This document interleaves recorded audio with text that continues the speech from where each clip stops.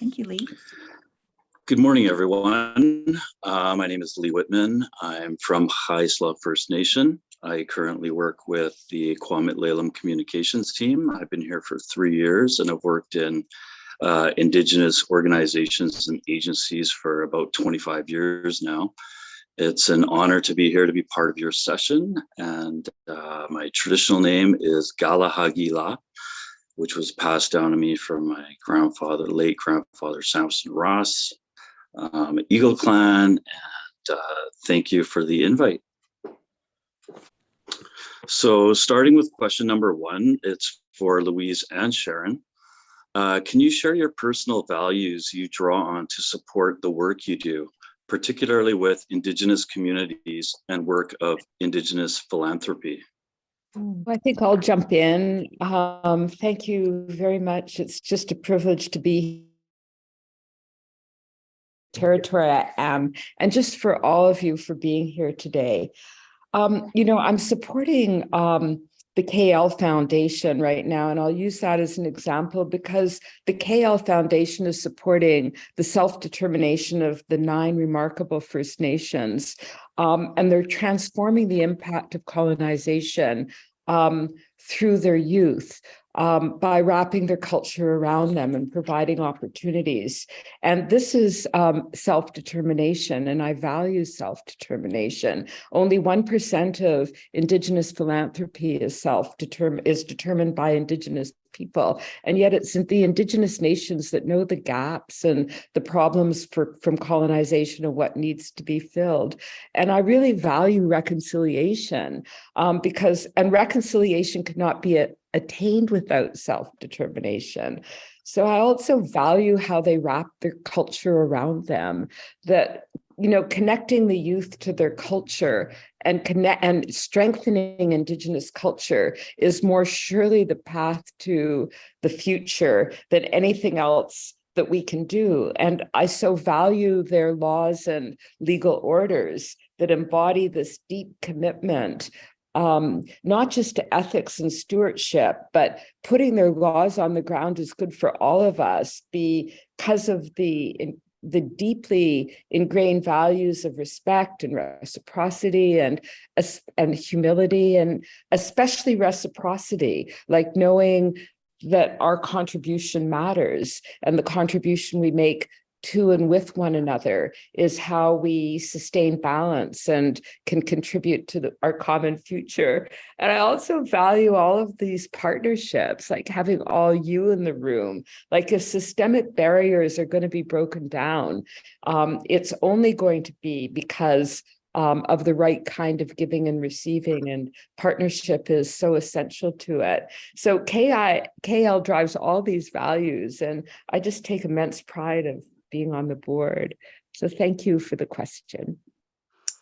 Thank you so much, Louise. I had no idea what I was getting into, and just hearing your response has already made my day. So thank you for that. Sharon, over to you. Again, for the question, can you share your personal values you draw on to support the work you do, particularly with Indigenous communities and work of Indigenous philanthropy? Yeah, well, my first teachers that created my foundation for my Indigenous identity in particular were my grandparents, Fred and Maggie Johnson. And I remember them visiting them as a child, and it didn't matter if I'd been there, 2 weeks in a row, every day for 2 weeks, or it had been 2 weeks. It would always be the same process. I would walk in, and my grandfather I'd go and I'd hug him, and he was blind, and he would, feel my shoulders and my top of my head, and then he would pray over me. And then my grandmother, who was less emotive than my grandfather, she would always sit by the window, and she'd always gift me things. And sometimes it was a candy, and sometimes it was like an orange or piece of fruit that she'd pull out from, under the table, or, she had that change purse. And some people at their grannies would have this change purse in their bosom, and she'd pull out a quarter, or sometimes it was a rolled up dollar bill. And I think, in those exchanges, I learned a lot about the gifts that my grandparents were providing me, that that from those interactions, I learned about love and a strong sense of belonging. And I think, when I reflect back on the values that I was learning respect and, to respect my grandparents. I was learning reciprocity. I learned that, to refuse the gifts that my granny was giving me. And as she got older, she started to get dementia. And so sometimes that orange would be a rotten orange. But I always accepted it like it was a brand new ripe orange. And my grandfather, they both didn't speak English. And even though, again, as a little child, I didn't understand what my grandfather was, I learned not to squirm and not to try to run away and to reciprocate what the gift that he was giving me. And that generosity, to share what you have, no matter what, and to your family and your community. And I think that those values are, as Indigenous people, are what creates our connection and our relationship ties, and ultimately our understanding of what it means to walk in this world as an Indigenous person. And those values have guided me throughout my practice. And there's never been more of an opportunity, I think, to enact those values than in this role of with the foundation, to again acknowledge kinship ties and our laws and our stories that are all held up through that tradition of gift giving, reinforced. And I think that those values connected to gift giving offer both a visionary and a pragmatic guide to how we operationalize, how we gift and grant, how we engage donors, and and I just think it's a tradition that honors and renews and creates good relations. So thank you. Wow. Thanks so much, Sharon. Moving on to question number 2. This is for Louise, and we'll keep the same format. For this session, we are centering our conversation on one of our values at the foundation of interconnectedness. Can each of you share your thoughts on the importance of activating this value, and what do you think this activation looks like in practice? Wow, thank you so much for the question. Well, love is the coin in this realm. In this spiritual ecology, everything has consciousness. Humans, the natural world, the universe, we're just all one living entity. And seeing the interconnectedness of life, the love that connects us, allows us to transform our collective behavior, because nothing is isolated. Everything connects to everything else. We can't be humans in isolation. Desmond Tutu said this beautifully. He said, "My humanity is bound up in yours, for we can only be humans together." And so when we know we're connected and we're connected to everything, acting compassionately is the natural thing to do. And, interconnectedness, it's a fundamental principle of nature. What seems to be happening at one moment is never the whole story. Like for the honeybee, it's the honey that's important, but at the same time, the honeybee is nature's vehicle for carrying on cross-pollination of flowers.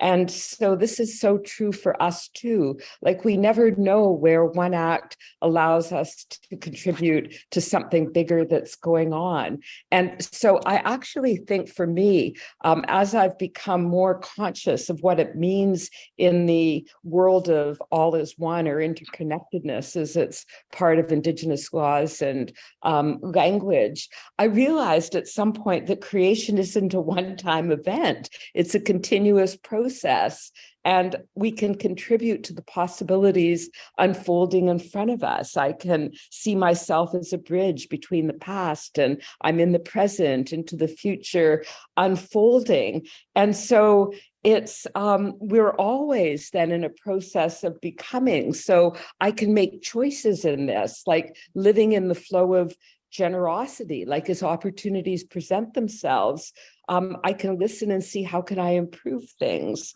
So it's a way for me of learning how to pay attention, like to see what's in front of me as sacred, and allowing me to make a choice in that process of knowing that I'm connected and I'm being supported by the life force that I'm breathing every breath of my breath. So thank you. It's a big question. Woo-wee! Awesome. And Sharon, just in terms of the time frame, just let me know if you need the question repeated. Okay, Over no. to you. Okay, I'm good. Thank you, Lee. Yeah, oh, beautiful, beautiful as always, Louise. I think for me, you know, after my grandparents passed and I moved away from my community and to live on the lands and with the people of the Coast Salish and to work and learn. I think you know, again, those values that I identified earlier were, I witnessed and experienced them again. And I particularly then this interconnectedness. And you know, I remember being on the island. It's the first time I learned about this saying of all my relations, you know, that Louise speaks of, that, you know, when you hear that at the end of a prayer, at the end of a story that an elder would share, it means that, you know, we're all connected. We're connected to the trees and the waters and the rocks and the spiritual realm, and again, we're all related, and so in that everything we do, we have to be conscious and cognizant of that and those forces that are working, and then it's our job to steward those relationships into the present, and that huge responsibility that we have to do that. And you know, I remember the first time I sat in circle was here on the island with the Coast Salish people, and I learned again about that sacredness of the circle, that nobody is high. It's we're all equal. There's no hierarchy in a circle.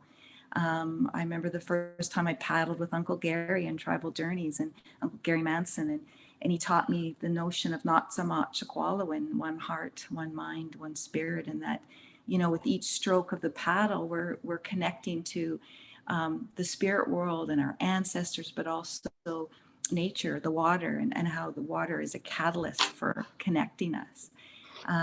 Uncle Ray Peter taught me, you know, when I was upset or struggling to go into the forest, to run through the trees and let the branches, you know, brush off whatever's bothering me, and to rely on them as our relatives to help me. And Auntie Geraldine, from Stanemo, who taught me, you know, she said, we fill our pockets with our teachings from the elders and our ancestors, and then we share them, and we don't keep them for ourselves. You know, we and again, that's all part of that connectedness from the past on to the future. And so those are valuable teachings and lessons that I've been had the opportunity to receive. And I think so activation for me means creating that collective community where we're contributing, as Louise said, to a more equitable world for the Indigenous youth, particularly through our gifting and granting processes. You know, we're honoring our ancestors' teachings through our operations. We're ensuring the continued stewardship of our lands and waters through, you know, values-aligned investments as a foundation. And so those are all ways that I see us activating the value of interconnectedness. Fantastic. Thank you so much, Sharon. The next question is for Louise. Can you share how you stay authentic to your values? You described working with Indigenous communities that are still subjected to colonial laws and a society that is dominated by Western ideologies. As someone who is a fierce advocate for this work, how would you advise those participating in this session to support Indigenous-led work? Right. Thank you. That's such a beautiful big question. I just wanted to say that my ability to embrace my own vulnerability and to forgive has been taught to me by my clients. Like, I've learned from the Indigenous people I work with, you know, how to stay authentic to values, because they do. And just to give you an example, I was at a meeting a couple of years ago, and I'll never forget it. A Haida elder, a matriarch, began the meeting. This is people whose population went from over 13,000 to 580 with smallpox. And so everyone who's alive today is part of that survival crew. This is before residential schools. So how they were hit. And she began the meeting with, thank you for making hardship our strength. And I just really have not forgotten that, because what I watched her do was to open up her heart to become somebody a lot bigger than who she was or who she might have been before she forgave. Like the forgiveness stretched her heart in such a way that her compassion allowed her to then be thankful that she was strong in a new way. And I just wanted to pass that on because, you know, when I think about this moment, when I think about honoring the unfolding and accepting and forgiving, I look to Indigenous communities for, you know, them seeing this is where the ball has landed. You know, we're all called upon to act. And this applies so much more so and is so equally true for the rest of us that haven't had to suffer that same amount of hardship in order to come to the point where we too can act, you know, in order to help fix the problem that we're collectively responsible for. So it's a really big question, but thank you very much for asking it and for a brief sliver of an opportunity to respond. Thank you so much, Louise. The next question for Sharon. The paternal approach to seeing and working with Indigenous people is being challenged in settler philanthropy, and there is a move away from nations of charity to redistributions of power and wealth. Can you describe the leadership role you see the KL Foundation providing in this space? Yeah, I mean, I think we can be leaders, you know, given all the values and things that we're sharing, just even in the responses to these questions.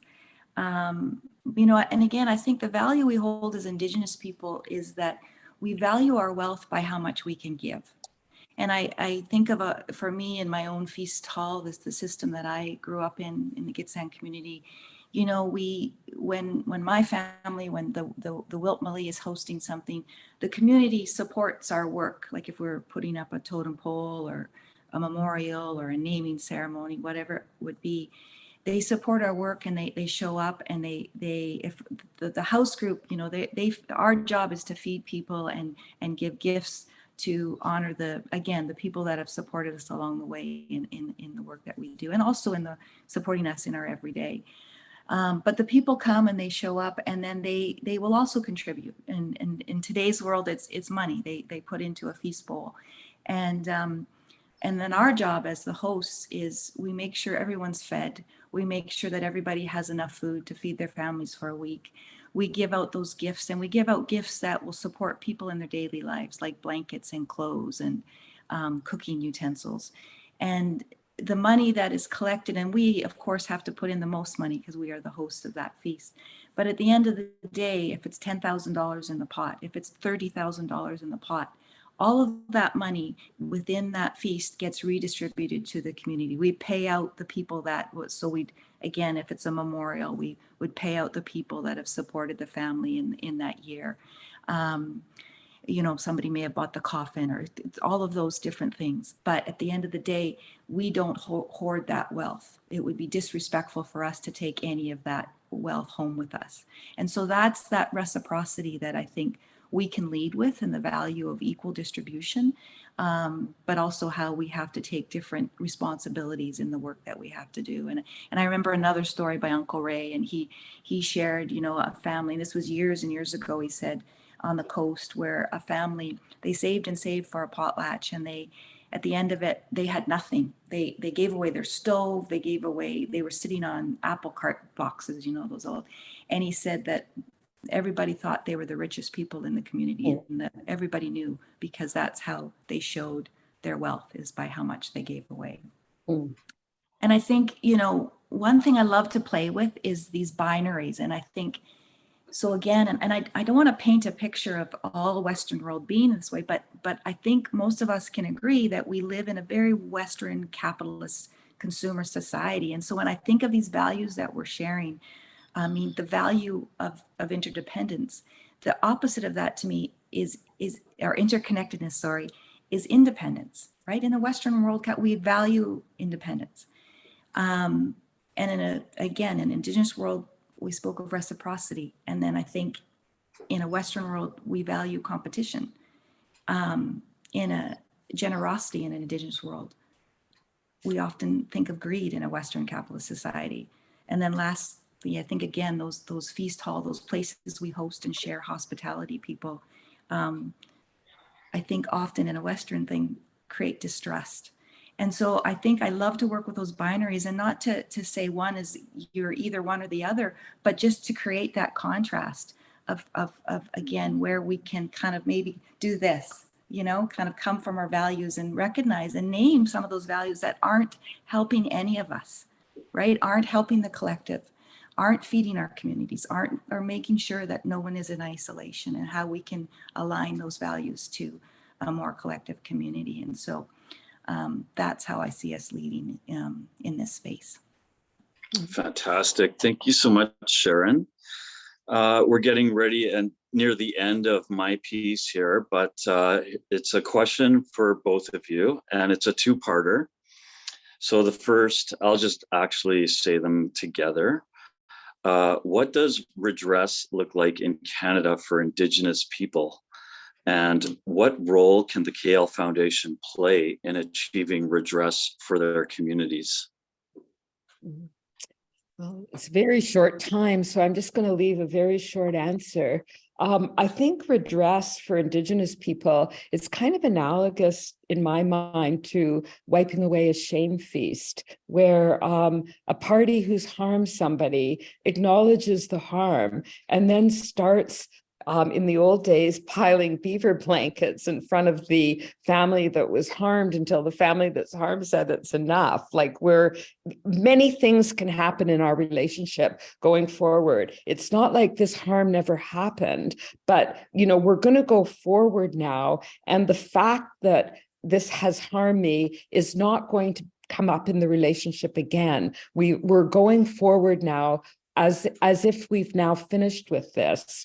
And I don't think we're ever going to quite finish with the harm that's been done. But there is such a big job ahead of us to negotiate innovative solutions and fiscal relations necessary to build capacity for ongoing governance, putting Indigenous laws on a landscape where they were deliberately erased. We need to remediate their territories, which have been harmed by bad harvesting practices and paying for cultural loss. And all of this can happen as we move forward. That can be the beaver blankets as we start trying to get the communities to say it's enough, we've got enough, we're self-determining, we're self-sustaining, our economies are working for us, our territories are back into health, and we take care of them and they provide for us. And so in this process, I would answer that question this way, that's the reciprocity balance that needs to happen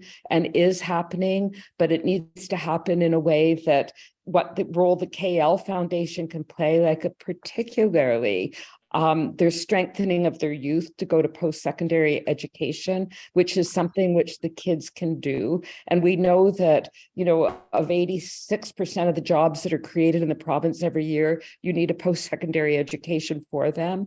And to be able to gift the educational world traditional knowledge with the pedigree of being educated and being able to walk in those bi-juridical, bicultural worlds. I just wanted to say that I think the role that KL plays is enabling each kid, like there are so many kids that are part of the process that KL is supporting, and each one will play a role, just like the honeybee thinks it's just taking honey. There's a big fertilization going on as the kids get opportunities and can move forward in a better way. So thank you. Thank you so much, Louise.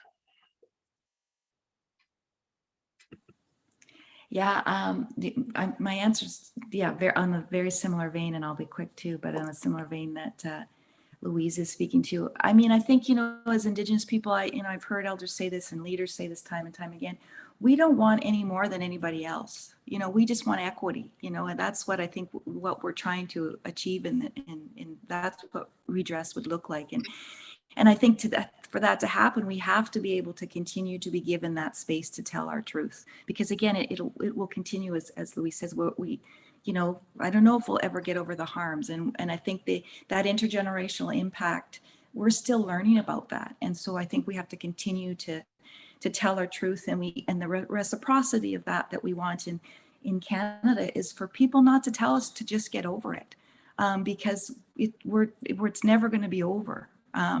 Again, because I think even that harm, as scientific says, it lives in our blood memory.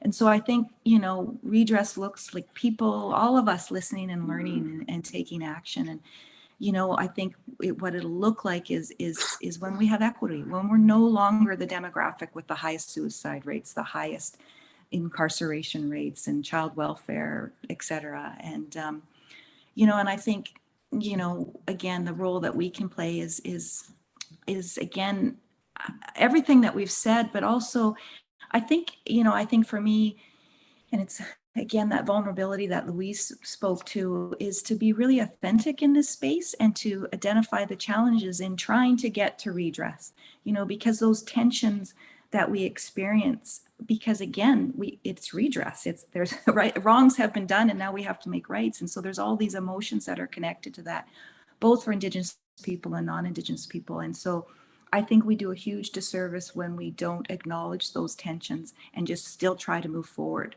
And so I would like us, KL, to be able to continue to be authentic in this space and embrace those tensions, and not that. And I say that in a way that's like, oh, I don't want to embrace tensions. I do want to move forward. But again, every day is no, we have to work with those tensions. That's part of redress. That's part of the vulnerability that has to be achieved. And so that's what I think we can do in this space. So thank you, Lee.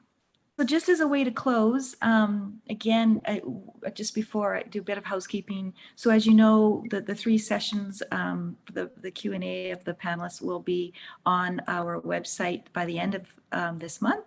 And we also will put up some additional resources there. So please, feel free to access those and share those with your colleagues or friends, and if you find value in them.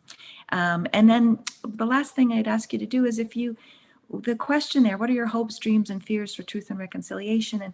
And feel free, you can change your name to Human. And because sometimes it's like, well, what are my hopes? And feel free, and we'll just put them in there as you leave, and then we'll just take them, if you don't mind, and reflect on them, and maybe share them on our website. But it'll also, I think, be valuable for us to inspire what comes next for us in these conversations, how we can continue to create space to support this conversation as we see as part of our mandate, if you will, or part of our building community. So a better way to put it. So if you don't mind, if you just take a few minutes to share that question, what are your hopes, dreams, and fears for truth and reconciliation? And we'd be forever grateful if you could take the time. And then again, thank you, Amaya Haichka, to everyone who has spent the time today with us and in the previous sessions.